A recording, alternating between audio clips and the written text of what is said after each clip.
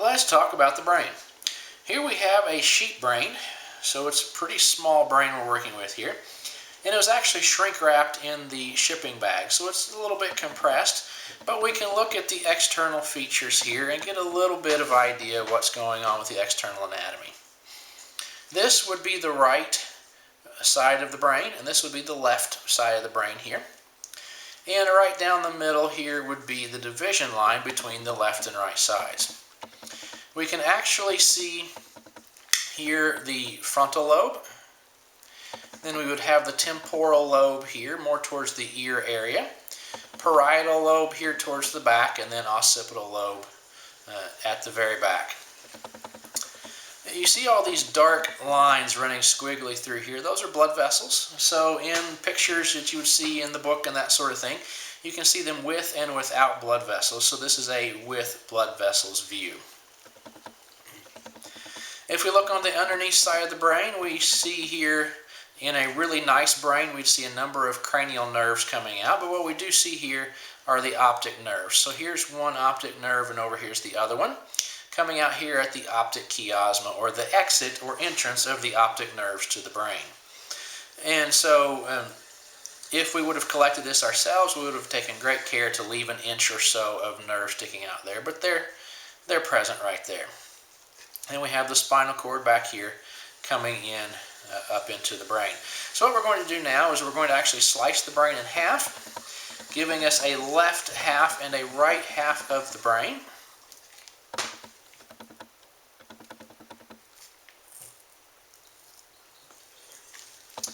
And with some luck, we'll be able to see some internal structures fairly clearly.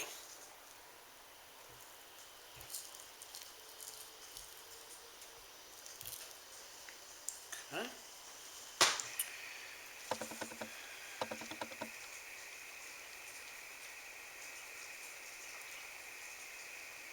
And once we slice inside, we can see that we've got cerebellum right here.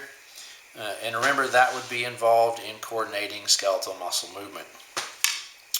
So if you'll give me just a minute here to uncompress this.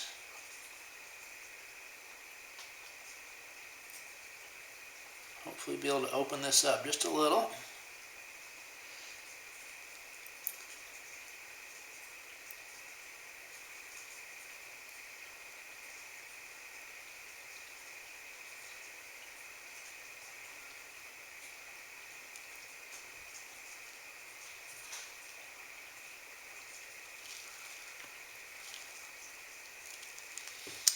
Okay. Most of the time when you look at pictures of a brain, this in here would be a ventricle, and remember the ventricles, this would be the lateral ventricle, and that's what fills with cerebrospinal fluid on the inside of the brain to help float and support the brain from the inside. And because this was shrink wrapped in the bag, it compresses that down a little bit there, but we can kind of open it up here and you can see that there would be that cavity there. So normally that would be more open and filled with fluid. What we have then as this strip running around along the top side here, this would be the corpus callosum. Then coming down the back side here of this lateral ventricle, we would have the fornix right here.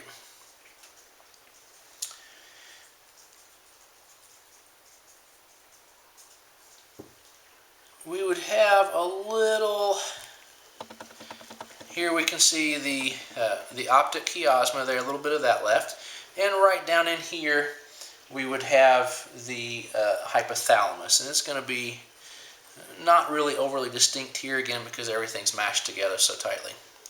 What we'll also see a little bit of here is if we take the spinal cord on the way back in, we have spinal cord here. Then we would have, and you can't tell it so well, but it gets a little bit thicker right in here, right underneath the cerebellum, and that's going to be the medulla oblongata. And then when we get to a little bit more of a thickened, rounded area right in here, that would be the pons. That would then connect up with the midbrain, and so the midbrain is going to be some of these structures right in here. And again, they're not distinctly separated here to be able to see them nicely.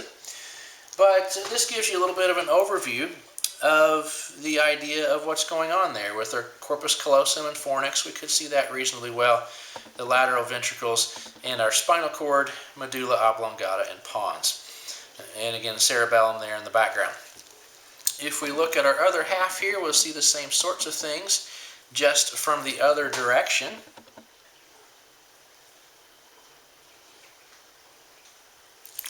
So this would be corpus callosum here, fornix, and then spinal cord, medulla, pons, and midbrain.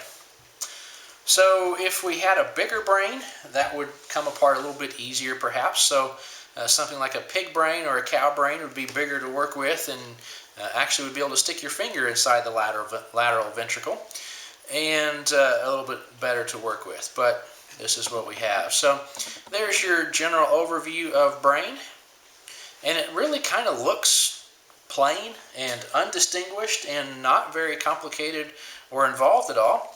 But when you think about all the functions that the brain actually carries out from something looking so simple and so undistinguished, it's quite an amazing organ after all, that on a microscopic level, millions and millions of neurons in there all doing their job, usually keeping us functioning quite nicely.